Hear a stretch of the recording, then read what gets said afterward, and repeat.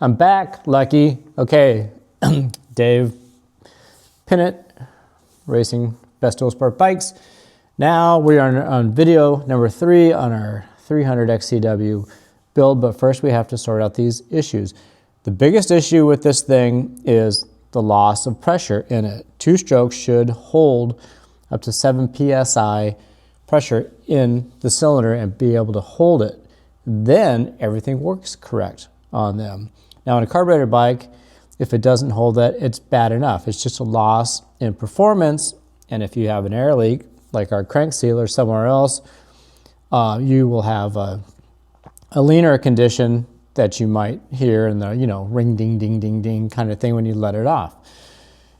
I've already said it a few times, this bike is completely different. It senses a loss of pressure in it because it has a monitoring system in it, like a tire pressure thing. It comes up on your dash, hey, you're losing pressure, that kind of thing. Well, you've got this stupid crankcase pressure sensor right here. And there's another one in the airbox. That one's basically for other various elevation changes. This is to constantly monitor engine performance and how things are working. So when it leaks, this comes outside of its parameters and the ECU freaks out and usually just dumps gas in it. So that's a huge problem.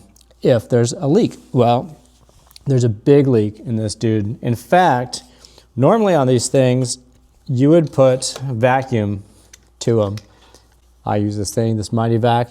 Usually you just pump this thing up and hopefully it'll seal and register the vacuum, and then, you might bleed off. Why would you use vacuum instead of pressure? Well, because you could get carried away with the pressure, put too much in it, and you could sneeze, put 10 psi in it, and could blow out a seal.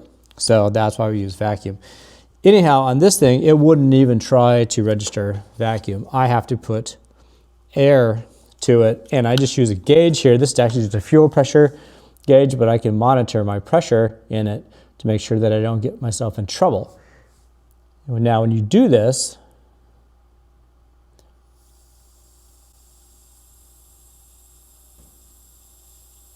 can you hear that pressure coming out?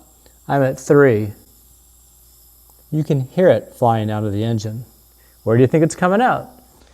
Well, let's put some pressure to it and just blow a little soapy water around and see if we can figure anything out. $10 says it's coming out of this crankcase pressure sensor.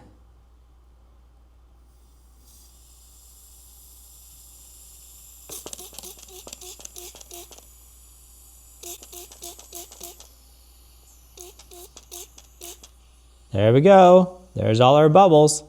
Look at that, baby. Yeah, that's pretty bad. I'm only at 1 psi at the moment. That little snafu right there is why we sell so many of these crankcase pressure sensor holders.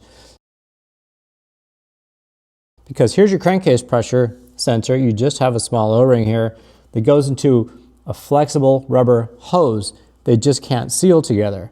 So we take the solid one that we make, and when this thing fits together, it goes in your O-ring into a solid aluminum block, and you have a proper seal. That changes everything in the way this thing runs. Also, the angle of it is much better with our little deal here. This one's facing to the back. If the bike's going up like this, you can have residue, oil, and so forth run into the small membrane that's inside the sensor right here, and that can start giving foul readings as well. On this one that we've got, well, the cool thing about it is it sits up this way, so when you're going here, everything runs back into this chamber. It stays away from the pressure sensor. So the best thing to do now is just run this bike. I'm not going to fix it because I want you to know what you're getting into, because this is what you bought. We're going to run it in various throttle positions and document the air fuel after the thing's broken in, and we will have like a real baseline of what you bought off the showroom floor and ran. Oh, and get one of these, and I appreciate you watching.